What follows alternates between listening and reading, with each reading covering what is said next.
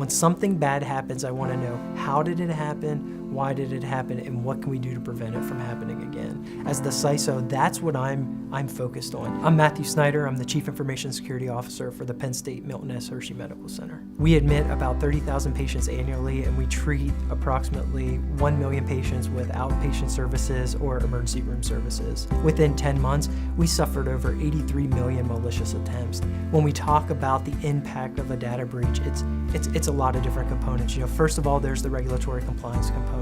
You're going to face probably some sort of external scrutiny, maybe an enforcement action. You're also going to have the cost of the actual incident itself. And then what are you going to do from that brand perspective? When I came on board, there was a decision made that they wanted to transform their cybersecurity program.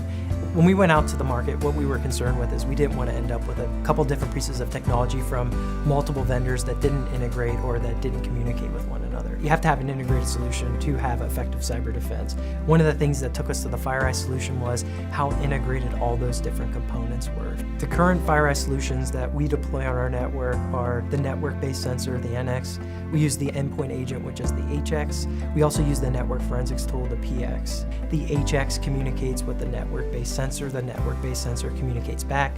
We also have the email security appliance, the EX, and that communicates with all that technology as well. One of the benefits of the integrated solution has been the central management console and how we're able to derive data and analytics surrounding incidents that are occurring on the network. Because of that, we've now been able to integrate the incident response measure as a portion of our risk management framework. We also leverage FAS to augment our cybersecurity incident response team. It was nice to know that we were now getting full coverage all the time versus just the time that our incident responders could be, in the office parsing alerts and things along those lines.